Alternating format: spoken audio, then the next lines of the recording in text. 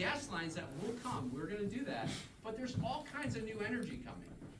Real innovation. In fact, if the government didn't stack the deck against nuclear, imagine where it would be now if we had invested in that in 20 years. In the industries that you're in, everything, look at your phone. If the government comes in and picks a winner and regulates the hell out of all the competition, it doesn't work. It's slower, more expensive, more bureaucratic, more corrupt. Energy is innovation. The best innovation should win. The nuclear energy that's coming in communities in this entire state, if they want access to this, one pellet can do what 3 barrels of oil. And I'm not saying we're going to go all in for it. What I'm saying is we're going to look for all-in energy solutions because energy is there to serve us. It doesn't go before us. Safe, clean, and reliable is what we want. And we are blessed in America to have natural gas and all these other things. So energy is a big part of what we're going to do. Healthcare. Opportunity of this place means that you have great healthcare. Right? We have phenomenal hospitals here, but it's the most expensive care because everything around it is the most expensive. Not to mention the free. And we have free health care for people that are not citizens. What about the quality of it because they're overwhelmed? And they're overwhelmed. So let's start with the emergency rooms. That can't be your substitute for your general practitioner. General practitioners are overworked, they're being burned out, and many are leaving because they cannot stay in business with Medicaid. They lose money on every patient. You can't make it up in volume. So you have insurance companies that sign with corporations, and then you have Medicaid. Medicaid pays 60% less. So as more of these companies leave, all the insurance payments to these hospitals, they lose more and more money, which means everyone else that has insurance has to pay more, and the cycle continues. And that's why the rates go up double-digit every year. That's why the hospitals are barely getting by. And what's happening is it's all consolidating into Boston. This is a big state. I want to be the governor of this state. In cardiac care, you want hub and spoke. You have a massive heart attack, you want to get to a place that can stabilize you, treat you, and if you need specialized care, we can transfer you.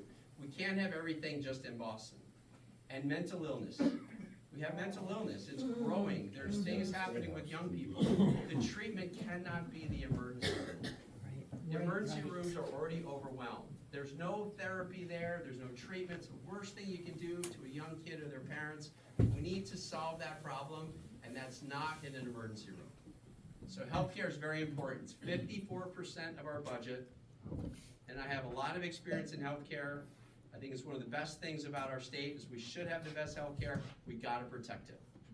The last thing is something that probably no one's heard of. It's called the Federal Scholarship Tax Credit. Raise your hand if you heard about it. All right, I love it. What is it? So if you want to break the cycle of poverty and you want to create opportunity, give a kid a great education. So my wife and I in our foundation, we help finance and build schools and churches in low-income areas like Lawrence or Patterson, New Jersey, and other places around the country. And in our state, we have the Blaine Act, which says taxpayer money can't go to a private school. But there's now a new federal law that Renee and I sponsored, funded, raised money for, and lobbied for, called the Federal Scholarship Tax Credit. And it will allow billions of dollars to stay in the state, and 80% of parents with kids in school will qualify for these grants. There's one caveat. The governor has to opt in. And I don't believe our governor will be allowed to opt in with the teacher unions. So we have to win. And if we win on day one, when I opt in and sign it, it will transform education and the lives of kids all over the state. It will be amazing. It will do what our family foundation can't do in 50 years, it will do in 1 year. And that will change everything.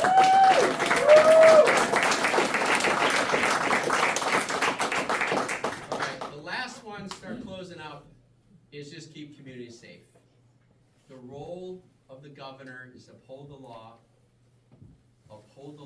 not ignore it in certain cases, and keep our communities safe. We can have compassion and common sense, but we are a nation of law and order. We are not a sanctuary state. That needs to end.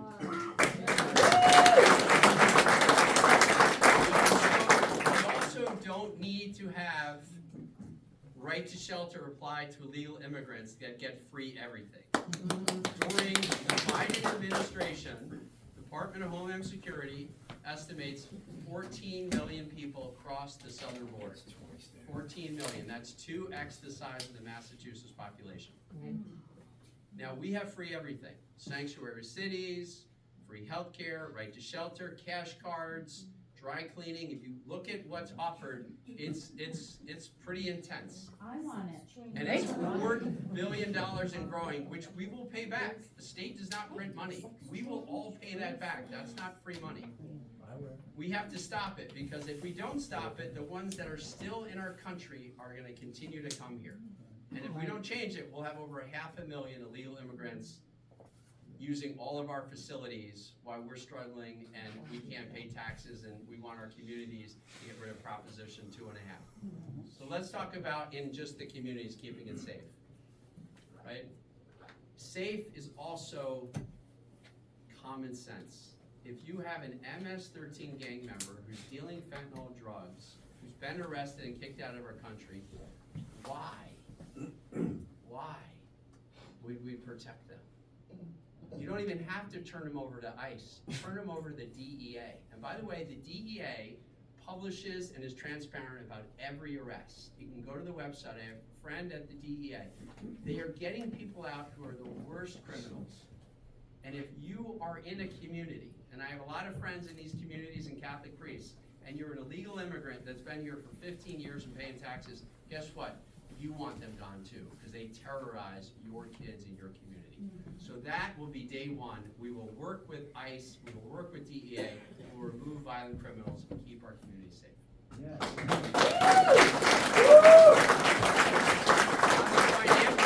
town, you have towns get to decide, and we're bankrupting towns. And in Hamilton and Wenham, we have overrides, right? And here's the opportunity.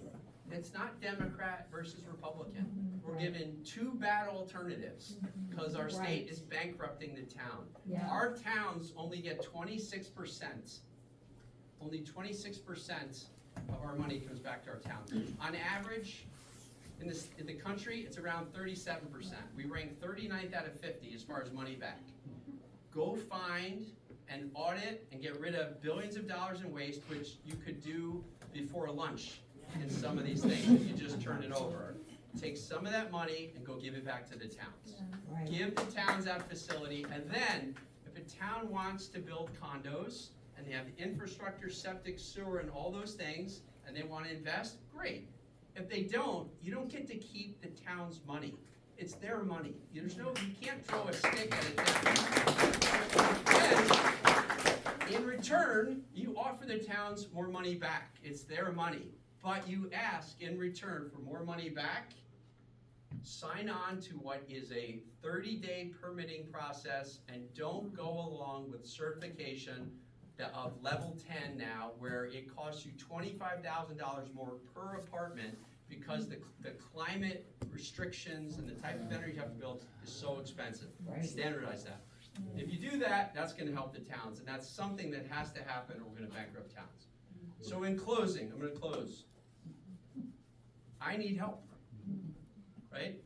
Don't believe anyone. They say you can't win. Of course we can win. We're going to win. All you have to do is one thing. Show up, right? If you read the surveys and you look at how many people don't come out and vote, because they don't believe. They want us to believe we can't win. We're absolutely going to win. Taking out an incumbent is the hard part. It's not Democrat, Republican. Our state rotates it. What we have to show is that it's so broken. Democrats, you don't get 8 years now. We need to make a change back so we can fix the state. And by doing that, if you can go out and help me raise money, $5, whatever money you can get, we will match it. We're matching every donation. I'm the only candidate doing that. We're also putting in part of our financial strength so we can be there and have the resources to win the election. And if you are a Republican, we want you to please go and be a delegate. Help us do that, because the political establishment in both parties think that they can rig the system. They can't, right? There's more of us. And when we go out and we are Republicans and we're conservative and we're Americans and we put America first, we can also recruit the independents. We can recruit the fiscally responsible Democrats that voted for the audit and want their kids to be able to live here or afford it as well. And when we do that, we will win. And we will win, why? Because we have the purpose and we'll serve the people more than we'll serve ourselves. And that is the formula for success. So God bless you all. Thank you all for coming.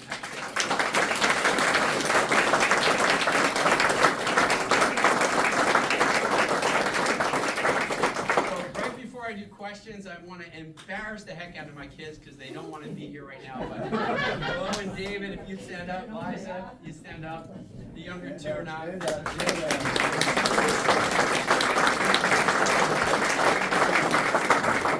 you guys for coming. You got homework. Any questions? Yes, Danny. Okay, you're a businessman, which I like, and that's you have a lot of common sense ideas, and that's all good. But to beat these people in their gangsters and corruption, right? You can't play by Marcus or Queensberry rules. Exactly. You have to, first of all, you want a chance to win, and I'm gonna work hard for you, but you have to clean the voter rolls first. All these people that are getting all free stuff and are not supposed to be here, they're on the roll. There. And you gotta, like, enforce, everything on election day, but number one, you have to clean the voter rolls. And you gotta, you know, you're a nice guy, you know what I mean? But, and I'm all for you, you know, definitely what we need. But, these people, you can't play nice with them. This state is the most corrupt, one, if not the most corrupt state in America right now. And everything that she's doing and they're all doing is all done on purpose. Yep. So there's two things on voting. You gotta make it hard to cheat and easy to vote. But I 100% agree with you. And so there has to be, the roles have to be clean. The opportunity here is the U.S. Attorney is the one busting all the corruption in the state, and that U.S. Attorney will be in place. And as long as the other side knows that they break the law and people are looking, they're going to jail, that will start. But I 100% agree, there's a lot more work to be done, but we have some time until that happens. But I agree with you, Danny. Thank you. Yes, sir. I just, first of all, I wanted to thank you because my brother's one of those that was saved by an accurate pump. Thank you.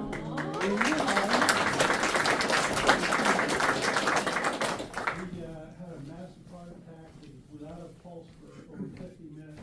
They got him to intensive care. They installed an accurate pump, and I was there watching the people who were maintaining it until his heart returned, and he was able, and now he's 100%. Awesome. Which hospital do you go to? It's down in Florida. I forget the name of it, but it was very Great. down there. Anyway, my question is, there's a lot of evidence coming out now about not just voter rolls, but voting systems themselves.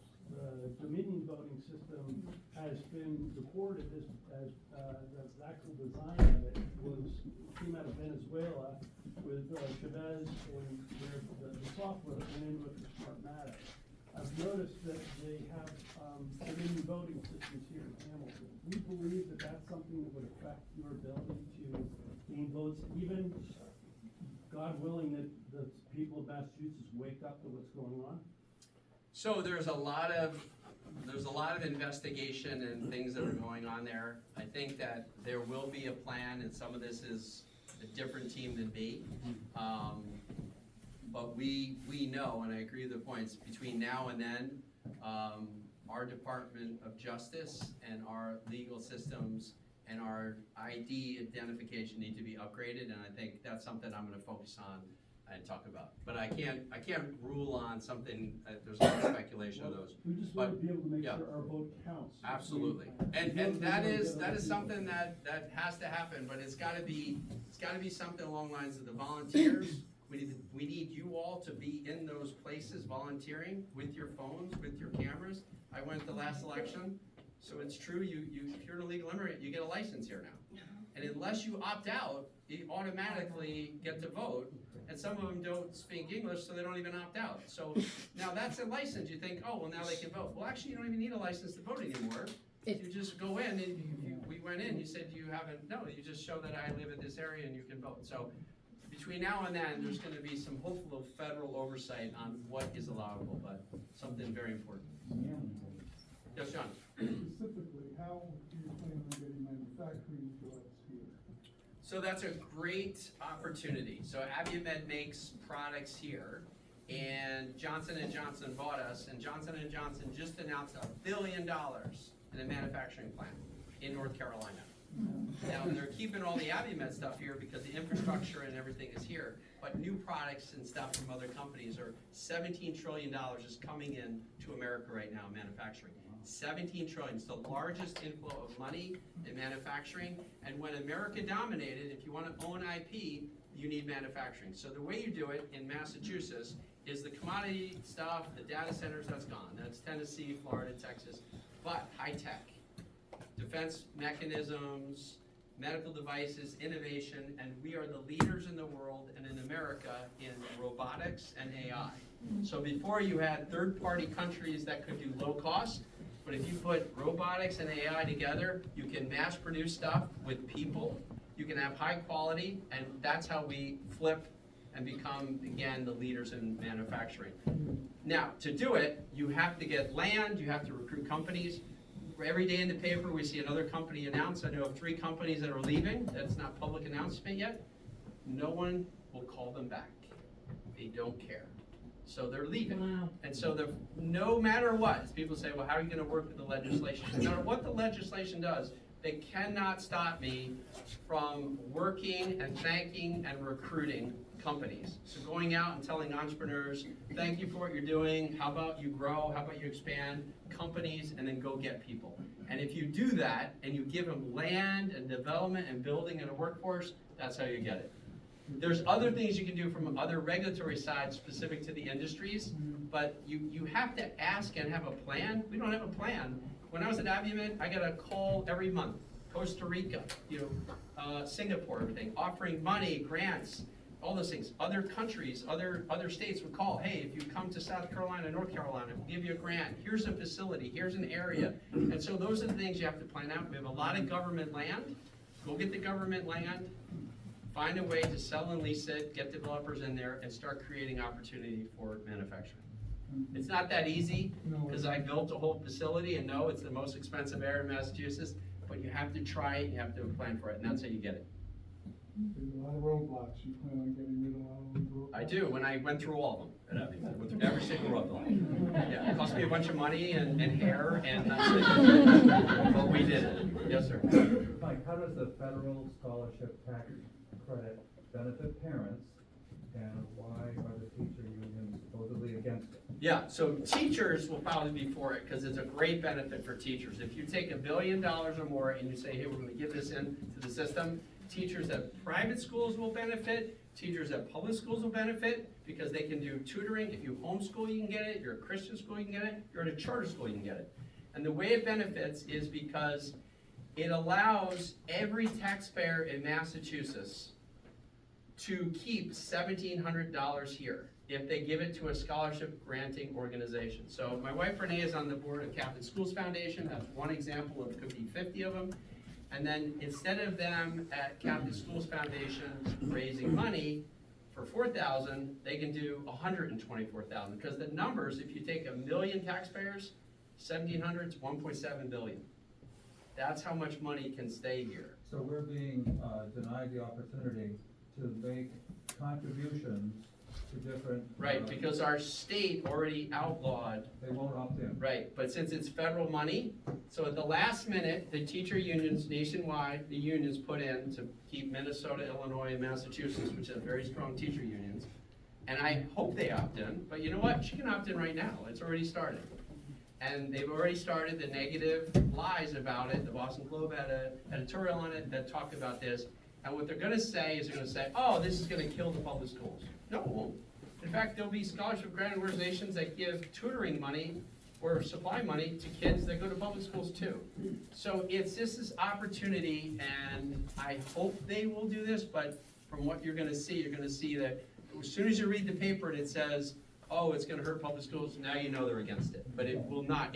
Think of it, if you just take $1 billion to $2 billion and say, let's put it into the teacher unions or the teachers in the schools, how is anything but good gonna happen of that, right? Every school, every high school could start their own scholarship granting organization, and then the parents could just keep the money there, and they could do that as financial aid as well. So we could move to a state that has opted in. Yeah. And make a $1,700 contribution. Yep. To one of these organizations. Right, and it's pooled.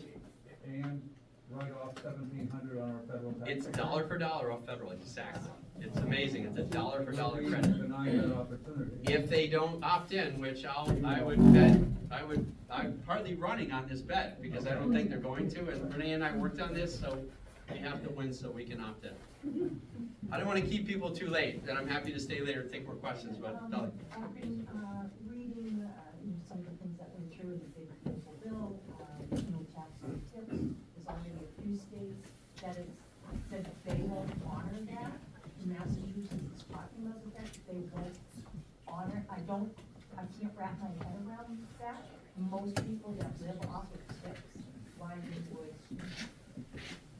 that's a consideration? Right. Is that something that comes out of the governor's office where, I mean, I don't understand how that can be Yeah. solved. So, you're correct, though, our state is one of the states that wants to deny that. Could you that. repeat the question? So the question is, in the new big beautiful bill, there is tax exempt for tips. So if you're in and overtime. And so there are some states that are opposed to it. Massachusetts on paper is one of them right now that's opposed to it. And I think if more government people had jobs where they did those kind of things, they would probably be, and so I think that tells you about the political establishment hasn't had jobs with tips. So I think, yes, I would support it, and I would go after it, and part of it would be to expose people who are against it. I think, because, again, a lot of stuff, this is the opportunity. It's common sense. It's not Democrat, Republican. It's people want to keep more of their money. We all talk about affordability, right? We have 8 taxes. Very few states have 8 taxes. Our state takes more of your income than 90% of America. And they're going to rail against the tariff, but we already are counting everyone every day. So we have to stop spending so we can lower taxes, and that's another example that people keep money. Yes, ma'am. Mike, I wanted to ask you, having just had an election in Beverly, I think we only had like 6,000 people come out today. And we reintroduced the same mayor, and we also gave him a 4-year, we extended his mayoralship by 2 years. He, I guess, figured that out for himself, I'm not sure, but, how do we get people to come out and vote? I mean, that is a serious issue. I think it's something called, I personally think it's the enthusiasm factor. Like I get on, I cold call every day for people, and I talk to people, and sometimes, they say like the state is like, I talked to a gentleman who's 87 yesterday, and he said a few F words about the state. And he told me how it's done, and he's only got a few more years left to live, and all these things. And I said, sir, I'm always respectful to my elders. And he told me it was the Alamo. And I said, with all due respect, I think it's more like David versus Goliath, right? We're David, we have better technology, we have purpose, we're gonna win. Don't believe you can't win. The moment you believe that, we lose. The moment you think, I'm gonna go to all my neighbors, and we gotta get away from, this isn't about President Trump, this is about the state. As the governor, I will do whatever in the best interest of the state and the people. 2 years into the next governor's term, we'll have a new president. That could be a Republican president, that could be a Democrat president. All I'll care about is if the government in DC does something that's good for Massachusetts, I'll support it. If government does something poor for Massachusetts, I will fight it. And I don't care if it's a Democrat or Republican, and I certainly don't want a governor who's gonna use party politics to keep the state from getting funding and highway funding and bridge funding. I'm gonna do everything I can. I'm gonna be the lead salesperson. I will shine shoes to get money and business to come back to Massachusetts, and that's what we need.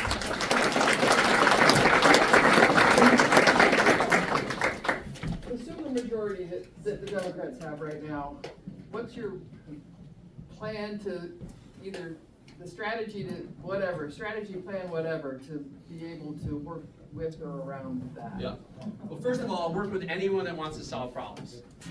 You know, leaders solve problems, politicians campaign on it. If our governor was serious about energy, I don't know why she's talking about what she's gonna do. She's the governor. She could tell us right now her plan for gas pipelines, where it's coming through, what land, what's the plan. If she really wants energy like nuclear, tell us the map, tell us what companies are working on, what's the timeline, what's the evaluation. She's not. So you just solve problems. But the way you start is you say, okay, first thing we're gonna do is we're gonna audit the whole budget and we're gonna prioritize. That will bring exposure and daylight, and in the ballot, we have another thing that they'll have to disclose. There's only 2 states that don't disclose information. So we talked about the audit. There's now something in the ballot that says that the legislature will have to turn over through Freedom of Information Act anything that's they're working on or being transparent. It's not personal stuff, but it's the business of running the government and the budget. So those 2 things will bring exposure. It is public record that I worked with the auditor, who's a Democrat, Diana DeZoglio. I identified a lawyer that would represent her, and I'm funding her lawsuit to take on the AG in the state.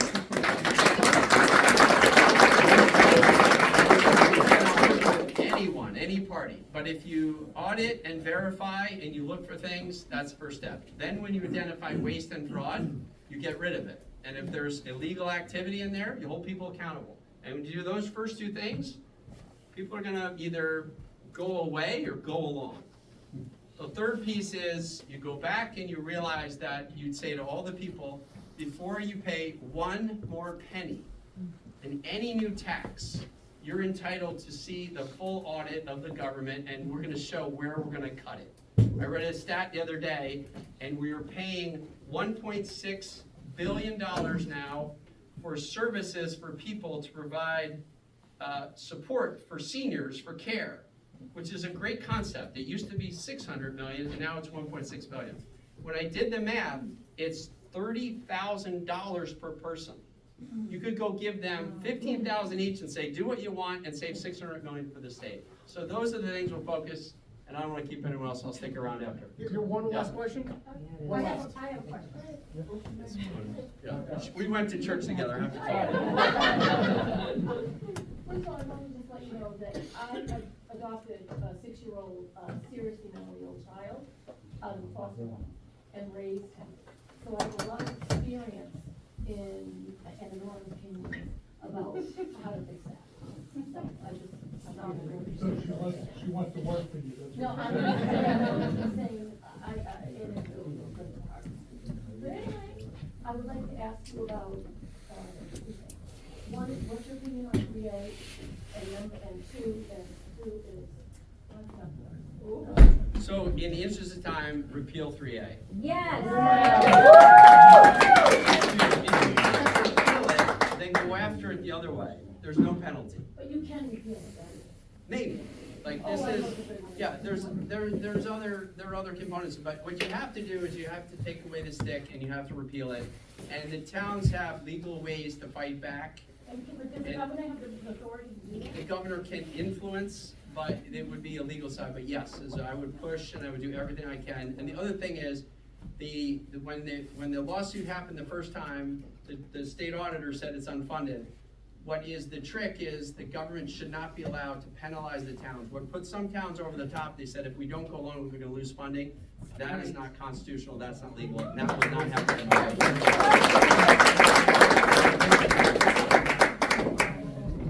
The constitutionality of, representation. We, as Republicans, have 0 representation in Massachusetts. Okay, so I find that, I don't know why, as a state, Republicans haven't gotten together and said this is outrageous.